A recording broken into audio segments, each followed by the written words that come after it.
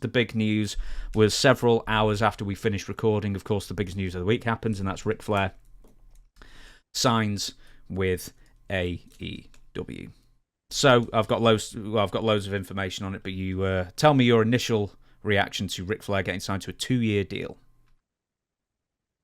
Well, I'm thinking he was supposed to be there 2 years ago, right? Mm-hmm.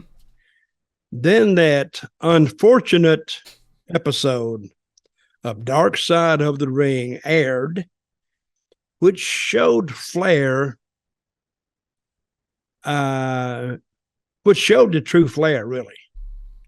He was on a flight coming from Europe, England, or somewhere back to the States, and it showed Flair getting drunk on the plane and harassing the flight attendants, and which is nothing new for him.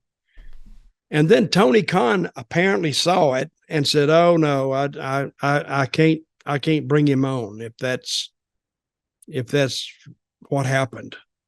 And it's been substantiated. That's what happened on the plane. He got naked and he put a robe on. You know, I guess he put his robe on, and he would stand there naked, and he would open it up, and you'd see his private parts, and he'd close it back. I guess I don't know what he would do, but he said he couldn't risk the bringing him in because that's the way he was going to act. So he canceled him. Now after all this, nothing has changed except now he has signed Ric Flair, and he's coming this time with a sponsorship, I guess. I don't know, to pay his way. I don't know. But it kind of makes Tony Khan out to be a hypocrite if he's going to, on moral reasons, moral grounds. He went back on his initial reluctance to bring Ric Flair in, and all of a sudden brings him in because he needs help. His ratings are not that good. And the episode that they advertised, a big surprise. Of course, he's done this 30 times or more. And so now it's like the boy who cried wolf too many times. And the people saying, it's nothing. It's going to be just nothing. But all of a sudden, Flair did show up, which was a big surprise. But it didn't help him. That was one of the lowest rated shows, the lowest rated show that they've had. Was it on Collision or was it on? No, it was on Dynamite. It was under. It was under the average that Dynamite had been doing. But as you say, the boy who cried wolf. So we're going to get Stinger present special announcement. But there's a special announcement every week, so I don't think anyone was interested. Yeah, so it doesn't matter, because if you're gonna promote everything as one of the biggest things that's ever happened, eventually that wears off. And of course, they're talking about, they had a big match, and it was MJF, right? Mm-hmm. Versus. From the Collision before, Kenny Omega on TV. Mm-hmm. So if they had promoted that properly on a pay-per-view, they may have had a pretty good buy rate. But giving it away for free on TV, I don't see the value in that, because it didn't up that, because it had no build to it. They just booked it. It's almost like a kid playing with his little toy wrestlers, and I'm going to put this guy versus this guy. Okay. You have to build that stuff. I think somebody needs to, in that company, needs to tell Tony, you got good talent. If you just build it a little bit, you may be able to do something. Make the people like WWE did the Bloodline. I mean, they told it so well and didn't give anything away. But they built it every week, and you were really looking forward to Roman Reigns coming out there and to see what he was going to say. Not necessarily to even see a match, just see the next chapter in the bloodline. Of course, it was really, really hot when Sami Zayn was there because they built that and they built that and they built that. And you could see it coming from a mile away after some time went by. And you were waiting for when they would just pull the trigger on it. And so when they pulled it, they had big, big results. So, Tony, you went back and now you got Ric Flair in your company to see if he can draw a rating. And if he does, he may do it one time. Because let's face it, he's 74 years old. The guy is older than I am. So I don't know. I mean, most of the people that remember Ric Flair, damn near on Social Security, all of them. So, and all elite wrestling seems to me be turning into all elderly wrestling because they got a lot of older guys there. They do. How old is Jericho? Ooh, early 50s, 53, 54 or something. And Sting is what? 63. You really test me with these ages. I've not got these written down. Yeah, but I'm just saying that they're guys who's been around for a long time. Sting's been around 30 years or more. Let me give you some names that AEW has. Ric Flair, Big Show, or Paul White, Sting, Jeff Jarrett, Edge, Christian, Billy Gunn just turned 60. Not that you'd know. Yeah, but Jeff, Billy Gunn, who's that other one you said? Edge, Christian. Yeah, they look good. They look great. There's a few others: Chris Jericho, Dustin Rhodes, the Hardy Boys, some guy called Luther, who was one of Chris Jericho's friends. Luther Vandross? No, I thought he was a singer. He was. This is his long lost brother, Dr. Luther. He got a doctor, a PhD at least. I want you to listen. You need to be a little more serious with this thing. You get around too much. I want to name some other names as well. And these people in their mid 40s, like who've been around forever, like Daniel Bryan, Samoa Joe, Johnny Nitro. There's a lot of older guys on this roster, most assuredly. Well, in the case of Samoa Joe and Bryan, at least they can still go. Oh, yeah, absolutely. Yeah, I mean, they can really. But when you get, somebody wrote me and says, should they be a cutoff age to where you shouldn't be able to wrestle anymore? 73. Well, that's not. Ric Flair can't do it anymore. Yeah, a day older than Ric Flair. If you're older than that, no, you can't do it. No, I wouldn't impose that. But I mean, the fans should. If you look in the ring and you see something you don't like, then don't pay for it. Just don't do it. Because as in the case with the performer, your body tells you when to step back. You just can't do it anymore. So in my case, I wouldn't even attempt it because I would embarrass myself. And after Ric Flair's latest debacle trying to wrestle, and then he comes out and said, I want to have one more match. I mean, I need to get off Rick. He's such an easy target anyway. The low-hanging fruit of this podcast. But he I don't know. He even said he passed out twice. And I've said this time and time again. I thought he was dead. I thought he was going to die. What a great, well, not a great story, but what a story that would have been. A huge, huge story. That if he'd, and somebody's predict, he's even said, I've read this, I don't know if he said this now, that he wants to die in the ring. I'm not sure he ever said that. Or maybe he did, I don't know. That's what I said. But they attribute that to Flair saying, well, what he means is, I love it so much, I want to die in the ring. Well, hey, I don't, I had a love-hate relationship with wrestling, and I don't want to think that I'm going to die in the ring. If I thought I was going to die in the ring, I wouldn't even walk by a ring. I wouldn't even look at a picture of a ring. But anyway, but anyway, getting back to AEW and Flair, I think let's see what you do with him. And I mean, it's your business. Do what you want to do. And the fans will tell you.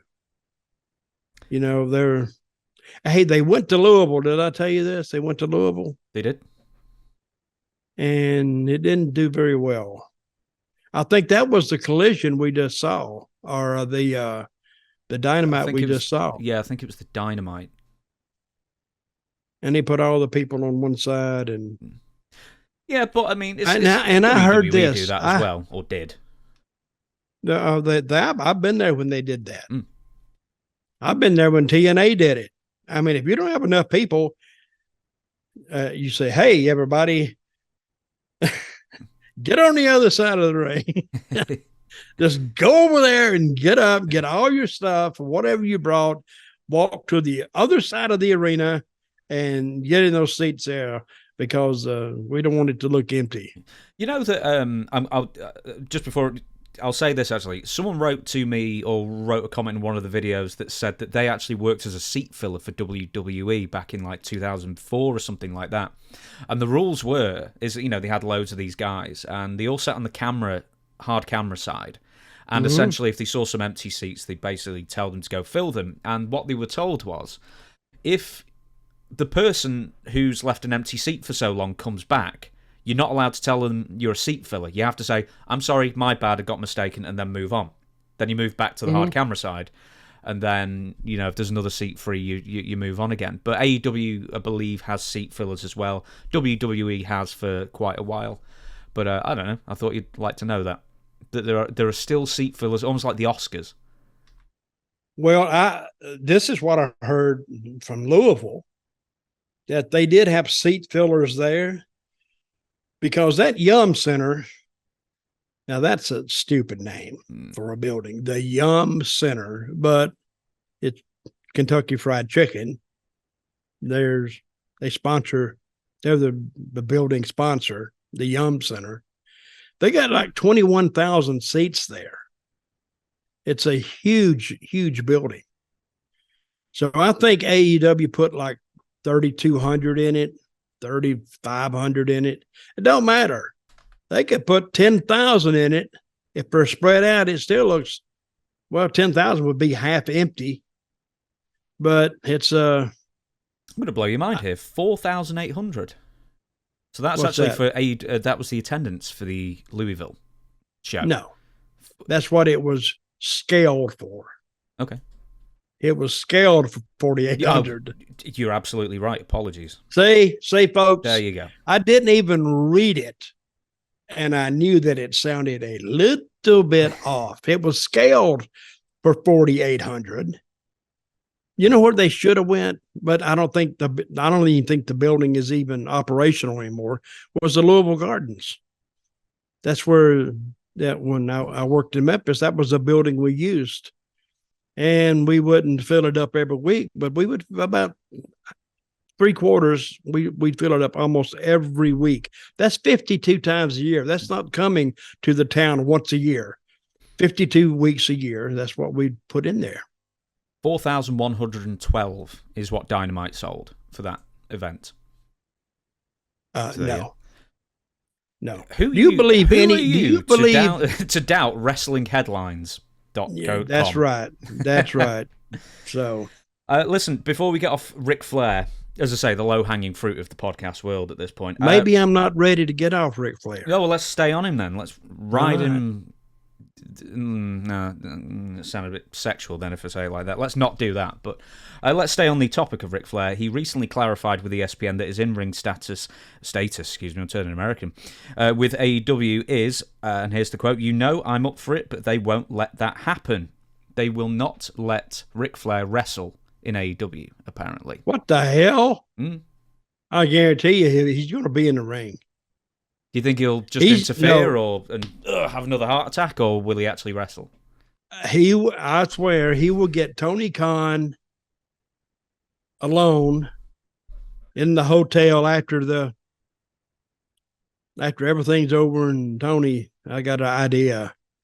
And Tony sit down and listen to him. And it'd probably be a half decent idea if Flair could still go. And Tony would probably do it. Now, you said beforehand, and then we'll move on, Tony Khan is somewhat of a hypocrite. I've said exactly the same thing about hiring Ric Flair. Well, I didn't really call him a hypocrite. I said it's hypocritical. That's different.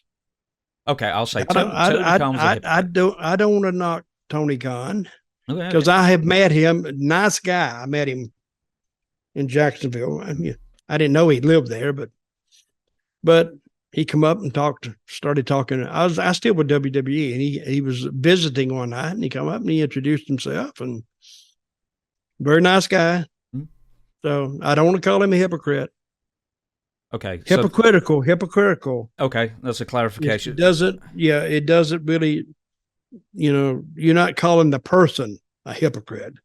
You're just saying that AEW's performance on the Ric Flair situation is a bit hypocritical, which is different. So Tony, only a few weeks earlier than hiring Ric Flair, was mocking Vince McMahon's NDAs and alleged sexual misconduct with various women. He tweeted that. Who did? This is Tony Khan himself tweeted, was mocking Vince McMahon over the NDA thing and sexual misconduct. Yes. Ric Flair has basically been accused in public of quite a number of very, very similar things over the years. I know Shane Douglas certainly has, and he gave some very eloquent situations where Ric Flair didn't look great in them.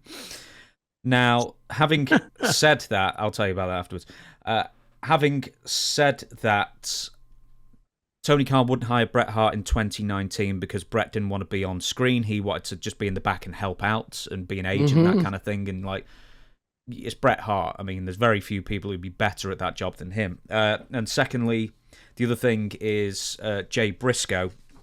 They wouldn't let Jay Briscoe on television because he made some homophobic tweets some 10 years earlier and had since... 10 years ago. Yeah, 10 years ago. Had apologized It's like profusely. If you say something back in 1922, they're going to hold you to that. Yeah.